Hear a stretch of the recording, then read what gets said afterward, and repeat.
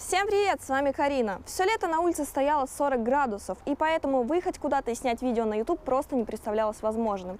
Поэтому я сидела дома, стримила и вела свой Инстаграм. За лето я успела многое прочитать, узнать и посмотреть, и у меня накопилось довольно много интересной информации, которой я с вами буду постепенно делиться. А идея этого видео была придумана еще в июне и была законсервирована до того момента, когда я смогу выехать в какое-нибудь красивое место без риска упасть от теплового удара. Дома я видео снимать не люблю, хотя иногда приходилось, потому что считаю, что хорошее видео для YouTube – это нечто большее, чем сесть на кухне, зачитать текст и через час его уже выложить. Также я представляю, что его будут смотреть не только мои подписчики, поэтому представлюсь. Меня зовут Карина, я стример и немного ютубер. Мне 20 лет, из которых 7 я уже живу в Италии. За эти 7 лет я довольно много узнала о жизни в Европе, в частности, кто тут нужен и на каких языках тут говорят. Поэтому сегодня я буду делиться с вами тем, что знаю, и очень надеюсь, что это поможет людям, кто по каким-либо причинам хочет покинуть русскоязычную зону и пожить где-нибудь еще. Причин на данный момент накопилось уже прилично. Тут и замечательные пенсионные реформы, и посадки за репосты, и куча всего другого. Но конкретно сегодняшнее видео не про это, поэтому патриотам и людям, которые открыто любят показать свою любовь к родине, просьба не напрягаться. Также обращаю ваше внимание, что сегодняшнее наше видео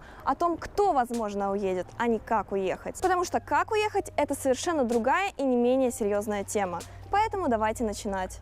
А спонсор этого видео – War Thunder. Культовые вертолеты Ми-24 «Аллигатор» и американская «Кобра» утюжат градом ракет танки. С земли зенитки отвечают залпом снарядов с радиовзрывателями. Ветеран Вьетнамской войны UH-1 Хьюи разносит хлипкие хибары из крупнокалиберного пулемета. Вертушки – главные звезды современных военных конфликтов. Битвы на земле, на воде и в воздухе. Выбирай технику по вкусу из сотен вертолетов, реактивных самолетов, современных танков и огромных кораблей. Усовершенствуй свою машину за счет передовых технологий, изменяя внешний вид, чтобы каждый уничтоженный противник тебя запомнил. Прокачивай экипаж от желторотых новичков до прожженных асов. Топовая оптимизация позволит сражаться без проблем и лагов даже на ноутбуках. Отправляйся в бой вместе с командой друзей и получай награды за выполнение задач.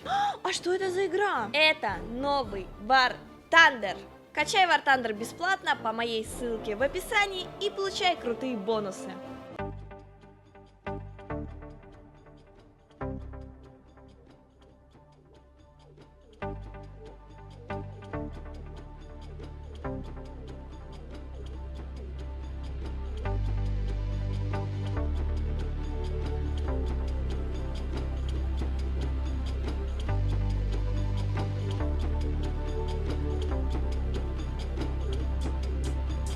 В прошлом году после ЕГЭ мы разговаривали с вами про общее образование и пришли к выводу, что оно в таком виде, как оно есть сейчас в России, совершенно бесполезно. В жизни же имеют смысл исключительно узкоспециализированные знания, то есть когда человек прекрасно разбирается в одной отдельной области и только этим занимается, например, на протяжении всей своей жизни. Так человек получает возможность заниматься тем, чем ему нравится, и при этом быть неплохо устроенным в материальном плане. У твоего потенциального работодателя будет выбор – взять тебя с опытом работы 15 лет программирования или Васю-охранника, который тоже захотел стать программистом, окончил какие-то курсы и вяло занимается раз в неделю на протяжении пары лет. Выбор работодателя здесь довольно очевиден. У этой системы много плюсов, но есть и некоторые минусы. Не сильно значительные, но все же есть. И они сегодня будут частично затронуты в этом видео. Так все-таки, кто же уедет из России? И какие профессии наиболее востребованы, например, в Италии? Если послушать маму с бабушкой, то в их фантазиях специалисты, уезжающие работать за границу, как минимум физик-ядерщик с 10 высшими образованиями,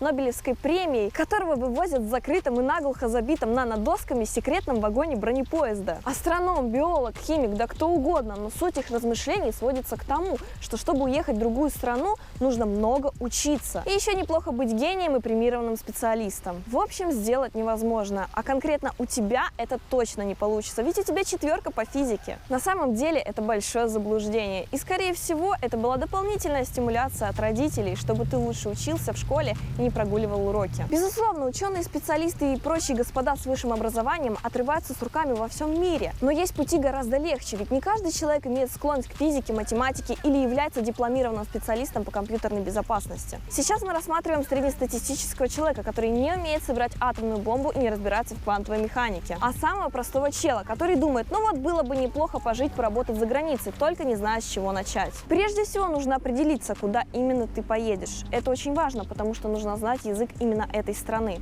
Есть ошибочное мнение, что в Европе все подряд говорят на английском.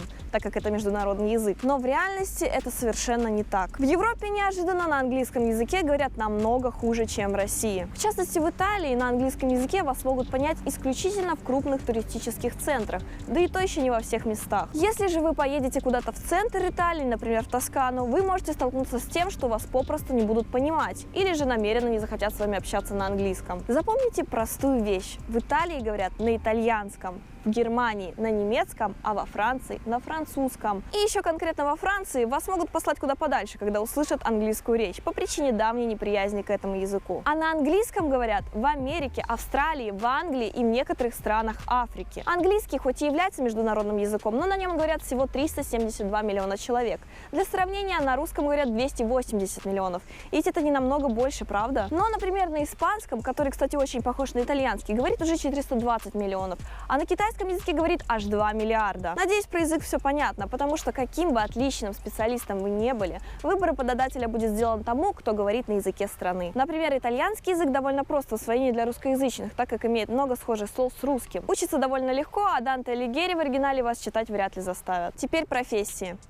Дело в том, что среднестатистические итальянцы, да и европейцы в целом, довольно криворукие. Есть выражение «растут руки из жопы», то тут они вообще ниоткуда не растут. И вина в этом не итальянцев, а их воспитания, образования и особенно образа жизни. Также в этом есть частичная вина узкоспециализированного обучения. Это порождает удивительные, забавные для русского восприятия профессии, например, как поклейщик обоев. Это действительно существующая профессия в Италии. Здесь есть немного дизайнера, чтобы подобрать цвет под интерьер, и, собственно, хорошо их поклеить. Если ты хорошо клеишь обои, то считай, что ты уже одной ногой в Европе. Также в Италии очень часто ломаются холодильники, а специалиста по ремонту холодильников можно ждать 2 недели. Только за то, что он придет к тебе домой посмотреть, что у тебя там сломалось, ты заплатишь ему от 70 евро, не считая дальнейшего ремонта. Сеньора электрика можно ждать примерно неделю, а потом получить звонок, что сломалось что-то больше, чем твоя розетка, и ждать еще 1 неделю. Обусловлено это тем, что в Италии практически нет столбов с проводами. Все они находятся под землей. И когда что-то ломается, нужна целая бригада специалистов, чтобы разобрать асфальт, починить, а потом все собрать заново. Электрики по зарплате бьют все мыслимые и немыслимые рекорды. В Англии электрик может заработать 200 тысяч рублей за 1 неделю, а в год больше премьер-министра страны. Совсем рядом находится сантехник, один из самых востребованных специалистов. Что-то в ванной и гидрокоммуникациях ломается довольно часто, поэтому сантехника можно прождать месяц. Мне известен случай, когда сломалась какая-то труба во дворе. Пришел сантехник, выкопал яму,